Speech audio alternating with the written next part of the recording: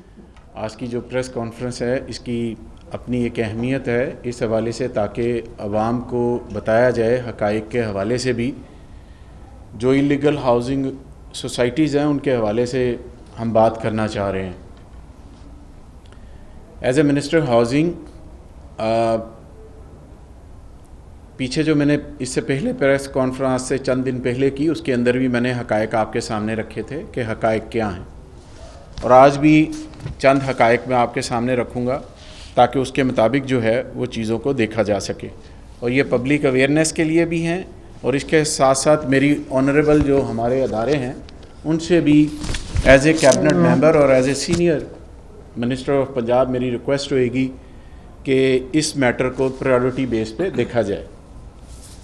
ये एक हक़ाइक़ नामा है जो आपके सामने हम रखना जा रहे हैं ताकि उसके मुताबिक चीज़ों को देखा जा सके। पंजाब के अंदर जहाँ भी इलीगल सोसाइटीज़ हैं, वज़ीर आला पंजाब ने चंद रोज़ पहले भी ऐलान किया कि जिसने भी गैर कानूनी तौर पर हाउसिंग सोसाइटी बनाई है, जहाँ भी बनाई है पंजाब के अंदर, उसके ख़िलाफ़ बिला इम्तियाज़ कार्रवाई की जाएगी और जो गरीबों का पैसा है जो कि उनसे रिकवर होना है उस हवाले से भी मुतल्लिका अदारों को कहा जाएगा ताकि वो इस हवाले से देखें और जो उनका मैंडेट है उस मैंडेट के मुताबिक गरीबों की जो जमा पूंजी है वो उनको रिकवर करवा के दें।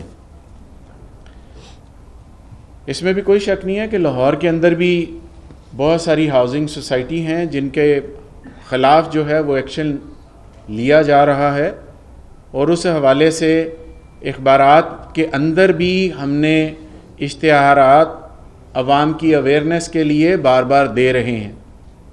पैमरा को भी ख़त लिखा है कि आपने किसी भी गैर कानूनी हाउसिंग सोसाइटी को जब तक कि LDA उसका NOC ना दे आप उसको किसी भी TV चैनल पे ना चलने दें। इसी तरह इख़बारात को कहा है और इसी तरह बाकी दूसरे अदारों को भी ख़त लिखे गए हैं।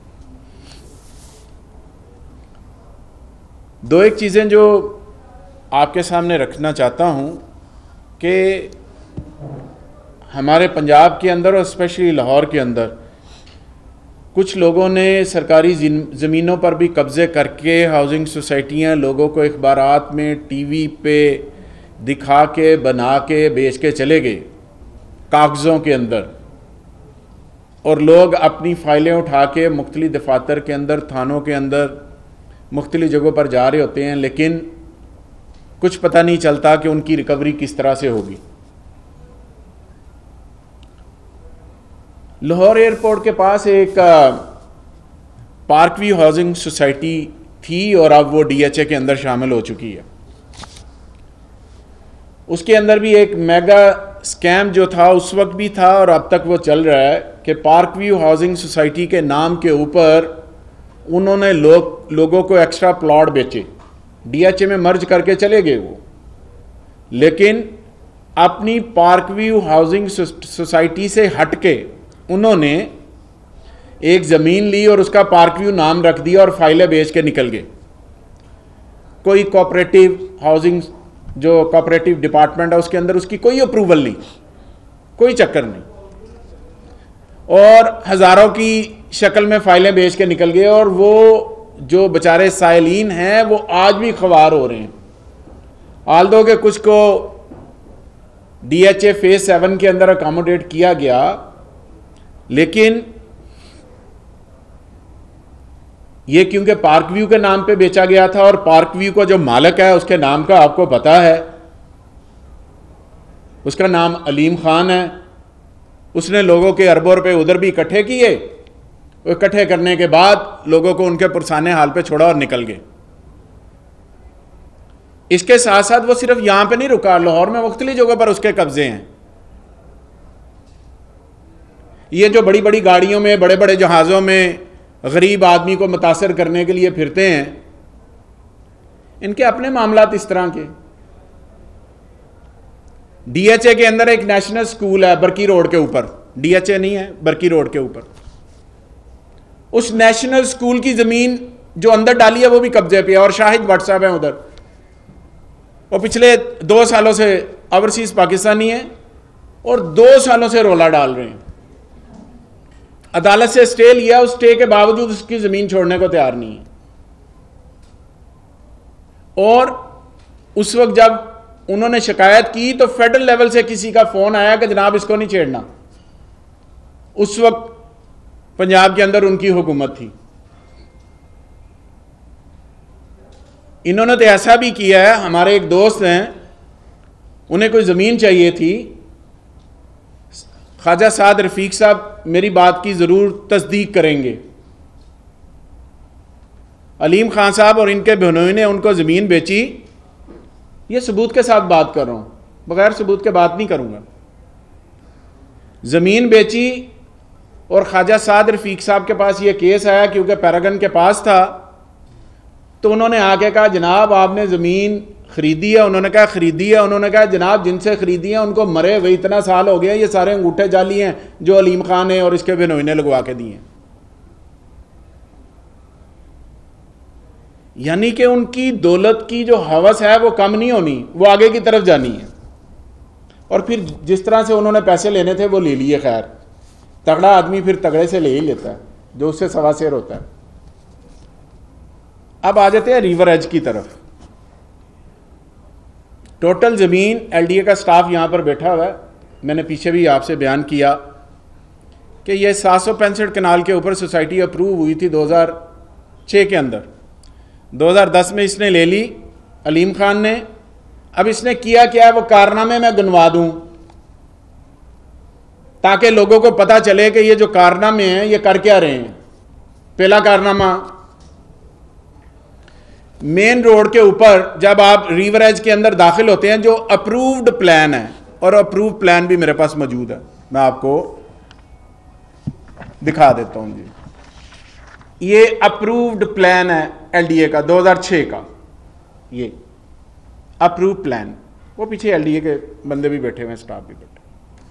इसकी मेन रोड के ऊपर कनाल के 20 प्लॉट हैं जब आप दाखिल होते हैं लेफ्ट साइड पे, कभी आप गए हो तो। मसूफ ने क्या किया कि उन प्लाटों में से लोगों का एक कनाल 20 मरले पर होता है, उस प्लान को अमेंड किया, उसमें से 2-2 मरले निकाले और 2.5 कनाल के ऊपर अपने अब्बा जी के नाम पे मस्जिद बना दी। लोगों की जमीन मास्टर प्लान एलडीए ने मंजूर किया और अमेंड करके जिसकी 1 कनाल थी उसको 18 मरले दे रहे हैं। जाके साइज ले रहे हैं, मेरी बात को चैलेंज कर दें, मुझे कह दें मैं ठीक बात नहीं कर रहा, नहीं तो मौके पे चले चलते हैं। अब्बा जी के नाम पे मस्जिद बना दी। और जो मस्जिद और स्कूल और सड़कों की जगह होती है वो एलडीए के पास होती है, उसकी रजिस्ट्री एलडीए के पास करते हैं, आप सारे रिपोर्टर्स को पता। मस्जिद और स्कूल की जगह पर कमर्शियल प्लाट बना दिए। मैं नहीं कह रहा, मौका कह रहा। मस्जिद की जगह जहां पे मस्जिद होनी चाहिए थी वहां पे कमर्शियल प्लाट काट दिए, जहां पे स्कूल होना चाहिए था नक्शे के अंदर, जो कि है नक्शे के अंदर, इस नक्शे के अंदर जहां पे मस्जिद है, जहां पे स्कूल है, उन्होंने कमर्शियल प्लाट काट दिए और लोगों की जमीन कम करके अब्बा जी के नाम पे वहां पे मस्जिद बना दी सवाब की नीयत से। आगे आ जाएं। कब्रिस्तान की जगह थी 10 कनाल 75 मरले, वो भी कमर्शियल करके बेच गया। अप्रूव सोसाइटी 765 कनाल की मैं बात कर रहा हूं, अभी मैं किसी और की बात नहीं कर रहा, रिवर एज की बात कर रहा हूं। पार्क व्यू का तो नाम ही ना लें, पार्क व्यू तो है ही नहीं। 10 कनाल 75 मरले कब्रिस्तान के ऊपर उसने कमर्शियल प्लॉट काट के बेच दिए कब्रिस्तान की जगह पे ऊपर। और ये कब्रिस्तान की जमीन हो, स्कूल की हो, मस्जिद की हो, सड़कें की हो, जो एक रूल्स, कायदा, कानून, ज़ाब्ता, उसके मुताबिक ये एलडीए उसके पास होती है। आगे चलें।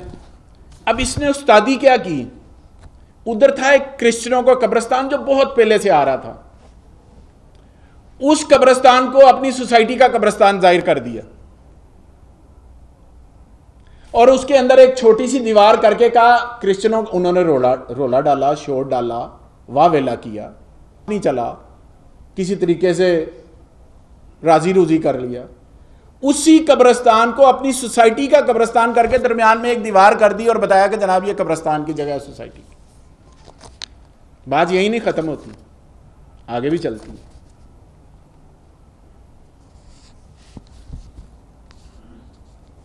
एक इसने सोसाइटी के अंदर, इस नक्शे के अंदर जैस्मीन पार्क दिखाया हुआ। जैस्मीन पार्क, लोग कहते हैं ना हमारा घर पार्क के सामने हो, बच्चे खेल लेंगे वगैरह वगैरह वगैरह। उस पार्क को भी उसने क्या किया, मासूफ ने, कि वहां पर उसको भी कमर्शियल प्लाट करके बेच दिए पार्क को। यानी कि आप अंदाजा करें कि ये सोसाइटी के कितने मोतबर शख्स हैं, कर क्या रहे हैं कि उस पार्क को इन्होंने कमर्शियल प्लॉट करके बेच दिए। आगे चलते हैं। उसके साथ एक छोटा प्लॉट था, पार्क था, छोटा पार्क, कुछ फासले पर, जो नक्शे में मौजूद है, इस मैप के अंदर मौजूद है, जो ओरिजिनल मैप। उसके ऊपर रेजिडेंशियल प्लॉट काट के बेच दिए। यानी कि अंधेर नगरी चौपट राज, जो दिल करे कर लो, जो दिल हो रहा है मैं कर रहा हूं, कोई पूछने वाला नहीं है। और सबसे बड़ी बात, अभी एक रिपोर्टर साहब ने बात की है कि मेरा उधर प्लॉट है, इधर ही बैठे हुए हैं, मैं नाम नहीं लूंगा, सामने बैठे हैं मेरे। कईयों ने मुझे कहा है, कईयों ने कहा, किसी ने कहा मेरी सिस्टर का प्लॉट है, किसी ने कहा मेरा प्लॉट है, किसी ने कहा यार मेरी जिंदगी की जमा पूंजी यही है और सानू प्लॉट नहीं मिलता पिया। वो आपकी मजबूरी, आप नहीं बोलेंगे। चलें, कलमा हक कहने के लिए कोई एक पूरे जत्थे की जरूरत नहीं होती, एक भी बहुत होता है। कलमा हक कह लिया तो इंशाल्लाह इसको पूरा भी करूंगा। अगली बात, जो मॉर्गेज प्लाट रखे थे उनकी तफसीलात बताता हूं मैं आप, ताकि आपको पता चले कि मॉर्गेज प्लाट क्या हैं। मॉर्गेज प्लाट वो हैं कि जो कि इन्होंने इसकी डेवलपमेंट मुकम्मल होने तक स्कूल, मस्जिद, सड़कें, सूवरेज, वाटर सप्लाई, ग्राउंड्स, उस वक्त तक वो रहन रखे जाते हैं एलडीए के पास। इसकी डिटेल आपको मिल जाएगी वेबसाइट के ऊपर भी। इन्होंने क्या किया कि जो टोपाज, जो इसका ब्लॉक था और जिसके प्लॉट नंबर 1, 1, 9, 28, 30, 43, 49, 51, 53, 59, 62, 64, 67, 71, 75, 77, 143, 146, 208, वो भी बेचती है। ये मेरे पास रिकॉर्ड।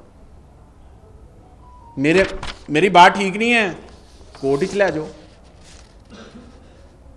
या बैठ के बात कर लें। अगली बात,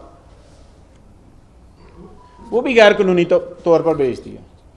एक और बड़ा कारनामा इन्होंने किया, शाहपुर कांजरा का जो सरकारी रास्ता है, उस सरकारी रास्ते को अपनी सोसाइटी में शामिल कर लिया।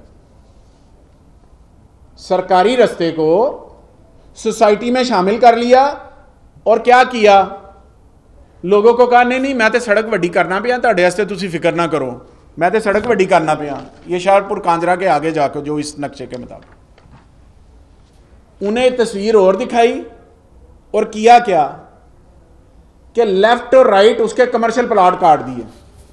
यानी कि सरकारी रास्ते के लेफ्ट और राइट प्लॉट काट दिए और उसका कोई चक्कर नहीं है कि जनाब उसकी कोई मंजूरी हो, कोई चीज हो। अगली बात, एलडीए ने जो नक्शा मंजूर किया उसके मुताबिक इसने अपना उसी के मुताबिक चीज़ें बेचनी थी, रखनी थी, प्लॉट थे, दूसरे मामलात थे। मसूफ ने क्या किया कि जो पार्किंग और सड़क थी उसको शामिल करके अपना दफ्तर बना लिया 2.5 कनाल के ऊपर। यानी कि सड़क और पार्किंग नक्शे के मुताबिक जहां जहां जो चीजें होंगी वो वहीं पर रहेंगी, लेकिन मसूफ ने यह किया कि अपना दफ्तर बनाना था 2.5 कनाल के ऊपर, तो 2-4 मरले के प्लॉट डाले, बाकी सड़क और पार्किंग जो कि नक्शे के मुताबिक वो अंदर डाली और डाल के वहां पर पूरा एक प्लाजा बना लिया। कोई जवाब है तो मुझे बता दो। एक और इंतहाई शर्म का मकाम है, बहुत ही शर्म का मकाम है। एलडीए कुछ जगह किसी भी सोसाइटी के अंदर रिजर्व रखी जाती हैं, वहां पर एलडीए अपने मकासद के लिए इस्तेमाल करता है, हर सोसाइटी के अंदर मास्टर प्लान के रूल्स ऑफ बिजनेस के अंदर। बात करते हुए मुझे शर्म आ रही, अच्छा नहीं लग रहा, लेकिन इसका असली चेहरा दिखाना चाह रहा हूं। उस जगह पर जो तकरीबन 2.5 कनाल है, 3 कनाल है, अब्बा जी की कब्र बना दी। शर्म आ रही है मुझे बात करते हुए। रिजर्व जगह के ऊपर अपनी सोसाइटी में कोई ऐसी जगह नहीं मिली जहां पर कर सके, जो एलडीए की जगह है उस पर बना दिए। आगे आ जाते हैं। पाकिस्तान के स्कैंडलों में एक सबसे बड़ा स्कैंडल ईओबीआई का है, सबसे बड़ा स्कैंडल, जिसमें गरीबों के, मजदूरों के, बेवाओं के, यतीमों के, मस्कीनों के, उनके पैसे हैं ये ईओबीआई के अंदर, जहाँ से उनको स्टाइपेंड मिलता है, जहाँ से उनकी पढ़ाई जाती है, जहाँ पे उनका स्कॉलरशिप जाता है, जहाँ पे उनकी पेंशन जाती है।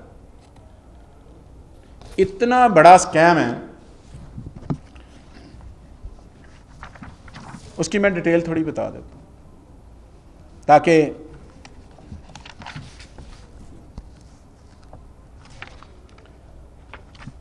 आपको रेफरेंस के साथ।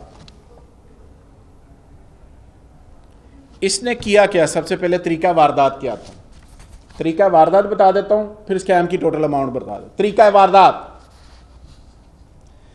वारदात ये है कि ईओबीआई के अंदर अरबों रुपए पड़े हुए हैं गरीबों के, जो हर महीने उसका एम्प्लॉयर उसके इवज जमा करवाता है और वो उनके पास जाता है। इसको पता चला कि वहाँ पर पैसे पड़े हुए हैं। इसने उस वक्त के चेयरमैन जो उस वक्त ईओबीआई का था उसके साथ गठजोड़ किया। गठजोड़ करने के बाद इसने 712 के करीब 5 मरले के प्लॉट, 100 के करीब कमर्शियल प्लॉट, जो रिवर एज है, मेरी बात गौर से सुन, जो रिवर एज है उसके प्लॉट दिखाए, उसके इवज इसने बेचे, उनको पैसे लिए। पैसों की मालियत जो उस वक्त थी वो 1 अरब थी, दिए 2.5 अरब में। वो भी इख्बारात में जो इन्वेस्टिगेटिंग रिपोर्टर है उन्होंने छापा हुआ है, वो मेरे पास सारा कुछ पड़ा हुआ। अदालत में भी बताया गया कि प्लॉट 1 अरब के थे, दिए इसने 2.5 अरब के मुकमका करके। और वो प्लॉट थे वो दिए रिवर एज सोसाइटी के, जो कि 765 कनाल मंजूर थी। लेकिन किया क्या कि जो दरिया का अंदर वाला इलाका था जहां पर आप जा ही नहीं सकते, जमीन उधर की दे दी। तरीका वारदात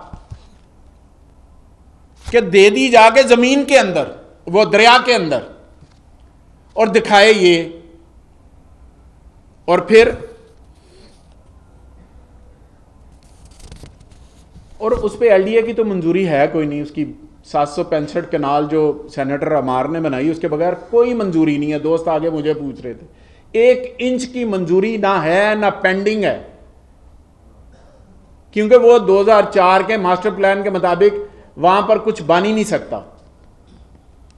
और ये दरिया के अंदर चला गया, जो दरिया जहां सैलाबी रेला आता है उसके अंदर चला गया। और इसने वारदात डाली ईओबीआई के बंदे के साथ मिलके, और केस अदालत में चला गया और वहां पर स्टे है। और उस पैसे से इसने गुलबर्ग के अंदर और इस्लामाबाद के अंदर ज़मीनें खरीदी, गरीबों के पैसे वो वहीं के वहीं, और अदालत से तगड़ा वकील करके स्टे ले लिया, और स्टे में पड़ा हुआ मामला। आगे जाके मैं कुछ गुजारिशात करूंगा अपने इदारों से as a citizen of Pakistan. अब वो उस वक्त के आज से 13-14 साल पहले के पैसे अरबहार रुपए और आज के लिहाज से कितने बनते हैं, ये तो अदालत ने फैसला करना है। आगे आ जाते हैं।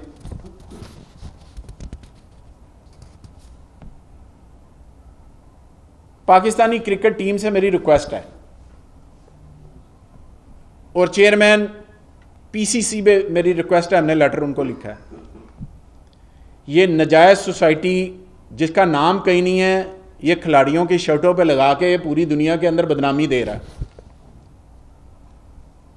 और ओवरसीज पाकिस्तानी उसको देखते हैं, और उसके बाद देखने के बाद वो प्लॉट खरीदते हैं, और बेचारे प्लॉट पैसे ही देते हैं, उसके बाद प्लॉट कहीं है नहीं, है ही नहीं।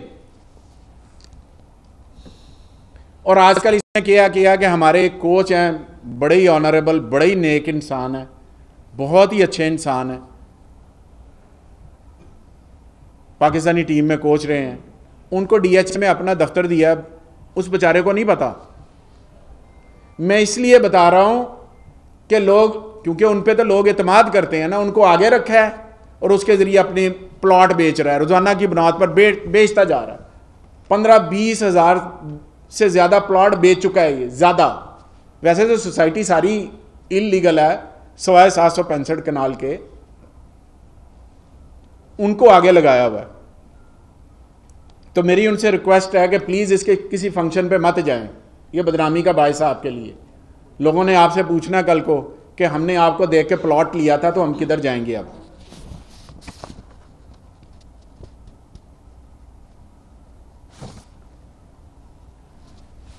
अगला एक खौफनाक स्कैंडल इसी का, इसका कोई घर, कोई गाड़ी, कोई दफ्तर, कोई मकान, कोई फार्म हाउस ऐसा नहीं है जो बैंक प्लज नहीं है। इसकी क्या वजूहात होती हैं? वजूहात ये होती हैं कि जिन्ना कि तुसी पैसा इकट्ठा कर सकते हो उन्ना कर लो, बाहर भेज दो, बाद चो बैंक डिफॉल्ट होए तो आप बाहर निकल जाओ, और जिन्होंने प्लाट है वो यहाँ पे मांगते फिरेंगे। और जो रिवर एज है ना, जो मैं अगली बात आपसे करने जा रहा हूँ, ये खौफनाक है। जो रिवर एज सोसाइटी बनी हुई है, जितने भी यहाँ पर दोस्त जिन्होंने प्लॉट लिए हुए हैं, उनको एक फॉर्म मिला हुआ है। एम आई राइट जी? फॉर्म के ऊपर है, ज़मीन आपके नाम नहीं है, अलॉटमेंट लेटर, वो ज़मीन इसकी कंपनी के नाम है। उस ज़मीन को रहन रख के बैंक के पास 20-25 अरब रुपया ले गए हुए हैं। आपका तो ना आपका मकान है, मकान आपकी ईंटें ऊपर पड़ी हैं। ज़मीन जो है वो कंपनी के नाम है इसकी, और जो मकान है वो बेचारा कागज पे फॉर्म पे लेके फिर रहा है, और 20-25 अरब रुपया वो ले गए हैं। सिल्क बैंक है, HBL है, बैंक अल्फला है। अभी ताज़ा इन्होंने अपने CEO के नाम पे HBL से कुछ 6 से 7 अरब रुपया लिया। स्टेट बैंक को पाकिस्तान को चाहिए कि मामले को देखे, EOBI के मामले को भी देखें। इनकी तो नेशनैलिटी तकरीबन बाहर की हो गई है, इन्होंने बाहर निकल जाना है। मैं ये बातें सीरियस कर रहा हूं, आज मैं कर रहा हूं, कल आप खुद इसको तस्दीक करेंगे कि मैंने बात ठीक की है।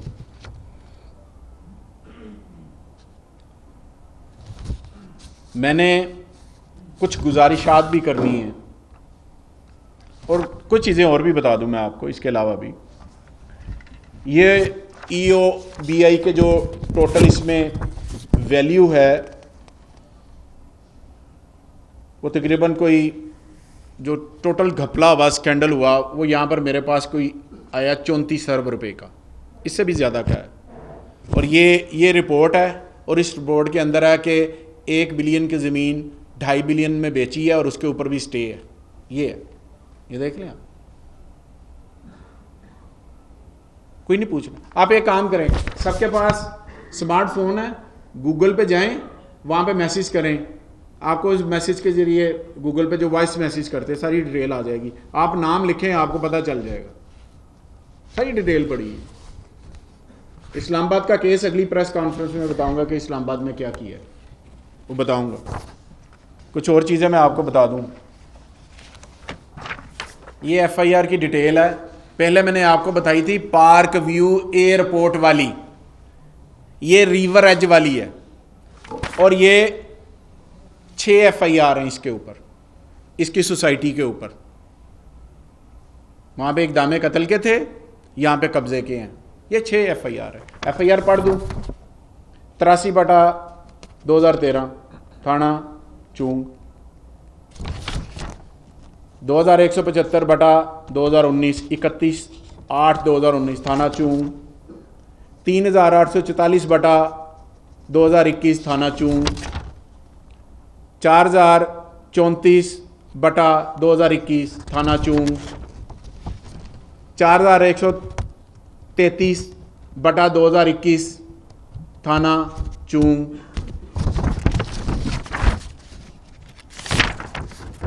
मुकदमा नंबर 1055/2013 थाना चूंग। ये डिटेल है मेरे पास। ये शुरफा है हमारी सोसाइटी के। लोगों की ज़मीनों के ऊपर मस्जिद बना के कहते हैं कि जनाब हमने बड़ा नेक काम किया। कोई खैराती अदारा बना के कहते हैं कि जनाब हमने खैराती अदारा बना दिया है, वो सारे गुनाह बख्शे जाएंगे। ये है। अब मेरी चंद गुजारिशात हैं अपने अदारों से। स्टेट बैंक ऑफ पाकिस्तान से कि जिन ज़मीनों के ऊपर इसने कर्जे लिए हैं बार बार एक ही ज़मीन के ऊपर, उसको चेक करें। गवर्नर स्टेट बैंक से मेरी रिक्वेस्ट है कि इसको चेक करें। ऑनरेबल सुप्रीम कोर्ट से मेरी इल्तजा है, दरख्वास्त है, एज ए पाकिस्तानी भी और कैबिनेट मेंबर के तौर पर भी पंजाब के, कि EOBI का केस फौरी तौर पर सुना जाए और उसका फैसला किया जाए। रिक्वेस्ट है, हम्बल रिक्वेस्ट है, हाथ जोड़ के रिक्वेस्ट है, क्योंकि ये यतीमों, बेवाओं, मस्कीनों, मज़दूरों का पैसा है। ये किसी तकड़े आदमी का पैसा नहीं है और हम अदारे की तरफ देख रहे हैं। और मुझे उम्मीद है कि honourable chief justice of Pakistan मेरी दरख्वास्त पे ज़रूर गौर करेंगे और इस केस को प्रायोरिटी बेस पे सुनेंगे। वहाँ पर 1 इंच ज़मीन नहीं है, जो दी थी बेच दी है, उसको ज़रूर देखा जाए। मेरी हाई कोर्ट से गुजारिश है, हाई कोर्ट के चीफ जस्टिस साहब से गुजारिश है, मुअद्दबाना गुजारिश है, as a citizen of Pakistan गुजारिश है कि प्लीज़ इस केस को जल्दी सुना जाए। जो LDA वर्सेस रिवर एज है, जिसके ऊपर इसने स्टे ले के सारी डेवलपमेंट की हैं, मेरी रिक्वेस्ट है इसको सुना जाए, हमदर्दाना गौर किया जाए कि गरीब आदमियों का ये 100 अरब 150 200 अरब रुपए का मसला है, 200 अरब रुपए का मसला है। प्लीज़ इसको सुना जाए और इसका फैसला किया जाए प्रायोरिटी बेस के ऊपर। किसी ऑफिसर ने किया है तो उसको लटका दिया जाए चौक में। अगर इन्होंने नजायज किया है तो फिर इंसाफ किया जाए। मैं अपने अदारे LDA को तहफ़्फ़ुज़ नहीं दे रहा, किसी ऑफिसर ने किया है तो उसको लटका दिया जाए। अगर इन्होंने किया तो फिर इंसाफ किया जाए। एक और मेरी रिक्वेस्ट है, नैब ने इनको एक नोटिस भेजा था 2018 में। मेरी गुजारिश है आपसे, ये नोटिस है, गुजारिश कि आपने नोटिस भेजा, इस नोटिस का क्या हुआ? पार्क व्यू के हवाले, पार्क व्यू है नहीं, रिवर एज है। मेरी रिक्वेस्ट होगी आपसे, DG साहब से, चेयरमैन नैब से, प्लीज़ इस मामले को देखें। यहाँ पर लोग बेचारे इन माफिया के खिलाफ डरते मारे नहीं बोलते हैं, जो जो बोलते हैं उनको माइनस करते हैं। ये जब भी दुनिया के अंदर कोई बंदा किसी गलत काम के खिलाफ खड़ा हुआ है तो उसको माइनस किया जाता है, क्योंकि ये ताकतवर है, ये माइनस करने की कोशिश करते हैं। पहली बात है कोई बोलता नहीं है, अगर कोई बोलता है तो उसको माइनस करते हैं, उस पर गंद फेंकते हैं। मेरी आपसे इन तमाम अदारों से रिक्वेस्ट है कि प्लीज ये स्पेशली पंजाब की 12 करोड़ आवाम आपकी तरफ देख रही है कि आप मेहरबानी करें और इन मामलात को देखें।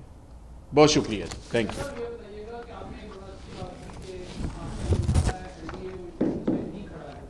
लेकिन जब सब कुछ ये हो रहा था तो तब इदारे ने क्यों नहीं रोका? उस वक्त आपके पास होंगे चार्ज, उस वक्त नहीं था, किसी और के पास था।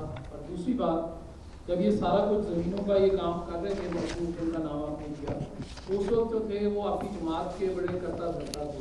उस वक्त आपकी जमात के अंदर क्यों नहीं एक्शन लिया गया? तब रोकने के लिए क्यों नहीं इंतजाम किए? दो पार्ट हैं आपके सवाल के। पहला पार्ट ये है कि एलडीए ने क्या किया। एलडीए ने उधर अपना डायरेक्टर भेजा, इन्होंने उसको मारा, वो मुल्क से बाहर भाग गया और कोर्ट से जाके स्टे ले आया। स्टे का मतलब होता है आप एक ईंट ना आप लगाएंगे ना दूसरा कुछ करेगा। इन्होंने स्टे के बावजूद वहां पर ज़मीनों के ऊपर हल चला के लोगों के साथ बदमाशियां करके सरकारी ज़मीनें अपने आप में डाल के, इरीगेशन की ज़मीन डाली, सरकार की ज़मीन डाली, फॉरेस्ट की ज़मीन डाली, क्रिश्चियनों के कब्रिस्तान की ज़मीन डाली और सोसाइटी बना दी। और स्टे के दौरान की है। इंक्वायरी होनी चाहिए कि क्या स्टे के दौरान काम हो सकता है। गूगल मैप के जरिए आपको आज की खबर और आज से 5 साल पहले की, 10 साल पहले की तस्वीरें मिल जाती हैं। अगर मैं इल्ज़ाम लगा रहा हूं मुझे कोर्ट में ले जाओ। अगर स्टे जिस डेट को मिला है उस डेट के बाद अगर डेवलपमेंट हुई है तो इसने तौहीन अदालत की है, तो अदालत तौहीन अदालत उसको देखें सुने। जब मसूब हमारे पास थे हमें यकीन दिलाते थे कि मेरे साथ ज्यादती होती है और किसी को बोलने नहीं देते थे, क्योंकि मसूब सीनियर मिनिस्टर बने हुए थे। मसूब को धचका लगा कि जनाब ये हमारे लीडर के पास भी गए कि मेरी ज़मीन ब्राउन कर दो। एसएम इमरान को क्यों उसने जिच किया था, ज़बरदस्ती कहा था मेरी ज़मीन करो, नहीं की उसने। ये बात है। जी सर। जी रिया साहब, गुजारिश ये है कि आपने पिछली दफा बताया था कि 17 नोटिस एनडीए ने इन्हें भेजे हैं। एनडीए सिर्फ नोटिस भेजता है, जबकि नोटिस की तो एक लिमिट होती है, 2 या 3 नोटिस भेजे जाते हैं, उसके बाद एक्शन होता है। ये 17 नोटिस एनडीए ने भेजे, तो क्या इसका मतलब है वो बड़ी जुर्मा है नोटिस भेज के? और दूसरी मेरी आपसे गुजारिश ये है कि कुछ लोग हमें यहाँ पर दुनिया में मकान और घर देने की लालच देते हैं और बेवकूफ़ बना लेते हैं, और कुछ बाद नाम निहाद उलमा हमें जन्नत में घर देने की कर दे। क्या हमारे साथ यूँ धोखा होता रहेगा? अच्छा सर, जो नोटिस की आपने बात की है, मैंने आपसे पहले भी अर्ज़ की है कि नोटिस जो है वो एलडीए अपनी ज़िम्मेदारी पूरी करता रहा है। और एलडीए ने, क्योंकि ऑनरेबल अदालत का स्टे था, तो उस स्टे के बाद एलडीए वहाँ पर किसी को कुछ नहीं कह सकता। फिर तो अदालत जाने, उसका काम जाने। हमारे स्टे मौजूद है, मेरा स्टाफ यहाँ पर एलडीए का बैठा हुआ है, आप उनसे पूछ लें, हमारे पास रिकॉर्ड मौजूद है। अदालत में हम पेश कर देंगे कि उस स्टे के बाद इन्होंने कितना काम किया। मैंने कहा मैं और आप शायद गलत बयानी से काम ले जाएं, शायद, तो गूगल मैप के ज़रिए आप तस्वीरें पुरानी ले लें और देख लें कैसे कैसे। और ये सारा कुछ ले गए हैं उसका जो फ्लड एरिया है ना, खादर एरिया जिसे बोलते, उसके अंदर चले गए। जैसा ये बात आपकी ठीक होगी, लेकिन मेरा सवाल आपसे ये है कि वहाँ पे 6,000-8,000 घर जो है वो बने हुए हैं, लोग वहाँ पर रिहाइश पजीर हैं। आज आपने कार्रवाई का आगाज़ कर दिया। आपको पहले तो 6 महीने पहले तो ये चीज़ें याद ही नहीं थी। अगर याद आई गई है तो पंजाब हुकूमत के पास वहाँ पे रिहायशियों के लिए क्या ऑप्शन है? अल्टरनेट आप ऑप्शन क्या देंगे? क्या लोगों के घर गिराना शुरू कर देंगे? अल्टरनेट ऑप्शन क्या? देखें, गुजारिश इसमें यूँ है कि जो तो 765 कनाल जगह है वही अप्रूव्ड है, ये तो आपके साथ हो। जो मस्जिद, ग्राउंड, पार्किंग के ऊपर प्लाट काटे गए हैं वो नाजायज़ है, इलीगल। वो इलीगल। जब हम बार बार इखबारात में भी एलडीए जिम्मेदारी पूरी करता रहा, अब वो वहाँ पर अपनी कुर्सी मेज़ लगा के रोज़ाना की बुनियाद पर लोगों को घेरते रहे हैं, तो उसमें एलडीए कुछ नहीं कर सकता। वजह यह है कि कोर्ट की तरफ से स्टे है, हम मना कर रहे हैं, हम कोर्ट में भी जा रहे हैं, सारा कुछ रिक्वेस्ट कर रहे हैं। उसने जो कुछ वहाँ पे 765 कनाल के अलावा, रिवर एज के अलावा आगे की तरफ गया, वो सारा नाजायज़ है। जो प्लाट बेचे हैं सारे गैर कानूनी हैं। वहाँ पे ना प्लाट बिक सकते हैं, ना मकान बन सकता है, ना दुकान बन सकती है, ना प्लाजा बन सकता है, कुछ नहीं हो सकता।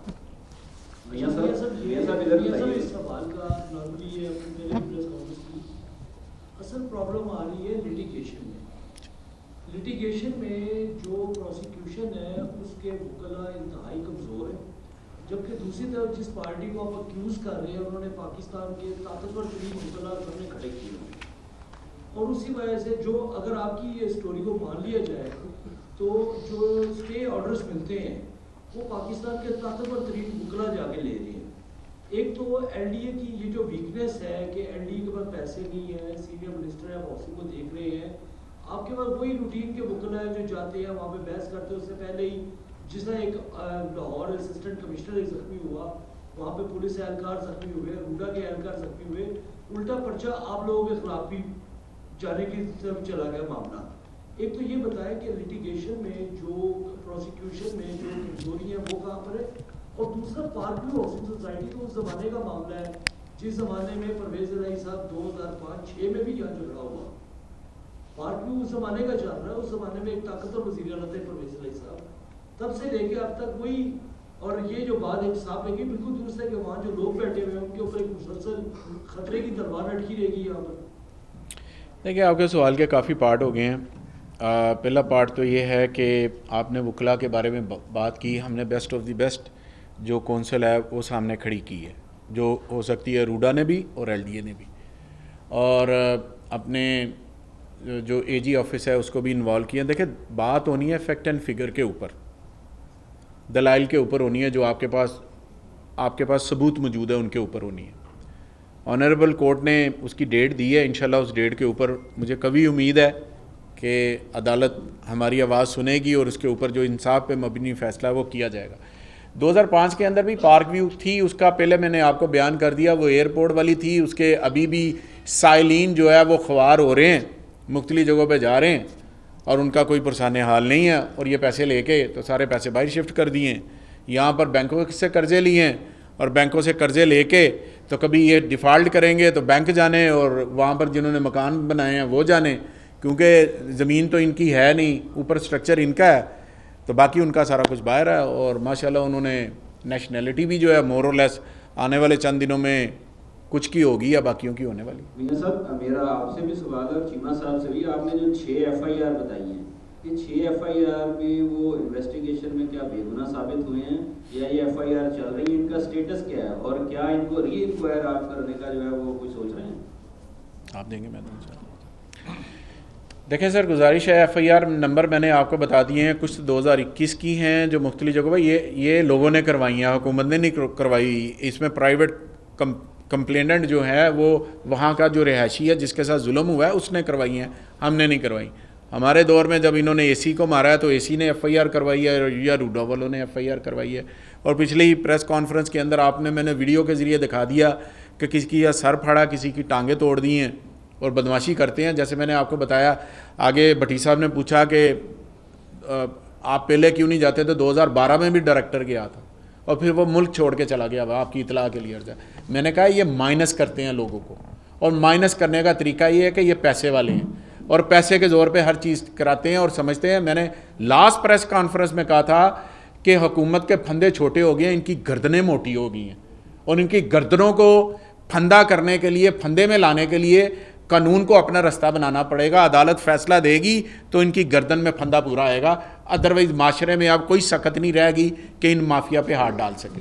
ये साहब, मैं आपने जो बात की ना, FIR कटती हैं, इंक्वायरीज भी होती हैं, और फिर उसके बाद जाहिर है जो केस जब पुट अप किया जाता है कोर्ट्स के सामने, तो जो हालात हैं जो बड़ी तफसीली तौर पर मियाँ साहब ने आपको बताया, और हमारी जो 26.5 साल से जद्दोजहद भी यही है कि एक इंसाफ का निज़ाम कायम किया जाए जिसमें ताकतवर और कमज़ोर के लिए जो है बराबर का कानून हो। तो इस हवाले से मामलात हैं, बड़ा तफसीली तौर पर मियाँ साहब ने आपको बताया है, और मज़ीद भी जो इसके अंदर आगे जो कार्रवाई हो सकेगी कानून के मुताबिक उसको हम इंश्योर करेंगे। इसमें मैं आपकी सवाल आता है तो ऑब्वियसली वर्सेस वो होता है आईओ के पास, उसमें गवर्नमेंट नहीं होती, वो क्या उनके साथ ये सेटल करते हैं, आउट ऑफ कोर्ट करते हैं, आउट ऑफ थाना करते हैं, किसी को कैसे करते हैं। हालांकि उसके ऊपर 302 की FIR भी है, डायरेक्ट भी है। अगली मेरी प्रेस कॉन्फ्रेंस होगी इस्लामाबाद के हवाले से, इंशाल्लाह वो भी मैं करके बताऊंगा कि वहाँ पे पार्क व्यू क्या है और उसने क्या किया हुआ है। वो तमाम चीज़ें मेरे पास आ चुकी हैं और इंशाल्लाह ताला अगली प्रेस कॉन्फ्रेंस में आपको मैं बताऊंगा और इनका असली भयानक खौफनाक मकरू चेहरा जो है वो आपके सामने मैं शुक्रिया जी। गिरफ्तार जो है हुकूमत आपकी है, इनको गिरफ्तार करने का कोई प्लान है आपका? क्योंकि हजारों लोग हैं, मुतासरीन हैं, आप इन पे FIRs भी हुई हैं, तो गिरफ्तारी जो है कब? मैं आपके कैमरे के तवस्सुत से एक बात करूंगा तमाम मुतासरीन से कि अपनी अपनी कंप्लेंट LDA के अंदर जमा करवाएं ताकि आपके केस को फिर हुकूमत देख सके। अगर आप केसेस जमा नहीं करवाएंगे तो ये इसी तरह ही रहेगा। और मैं आपको बता रहा हूँ कि इनसे आपको पैसे लेने पड़ेंगे। वहाँ पर जो इन्होंने ज़मीनें काट के प्लाट बेचे हैं वो सारे नाजायज़ हैं, इलीगल है, बल्कि आपकी ज़मीनों को बैंकों के पास रहन रखा के ऊपर आपका मकान बना हुआ है, वो आपका मकान नहीं है। मैं आपको बार बार कह रहा हूँ, मेरे से इस बात की तस्दीक करवा लें, साइन अंगूठे करवा लें, वहाँ पे कुछ भी नहीं, आपकी 4 ईंटें हैं। तो ये परेशानी का बायस है। आप मेहरबानी करके अपने जो क्लेम्स हैं वो LDA के अंदर, मैं LDA को डायरेक्शन दे देता हूँ, स्पेशल नंबर दे देता हूँ, उस नंबर के ऊपर WhatsApp के ज़रिए और LDA में बाकायदा तौर पर जाके अपनी जमा करवाएं। क्योंकि ये रोज़ाना की बुनियाद पर ये सारा कुछ होने के बावजूद चीज़ें सेल करते जा रहे हैं, बेचते जा रहे हैं और वहाँ पर ज़मीन नामी कोई चीज़ नहीं है। बहुत शुक्रिया जी।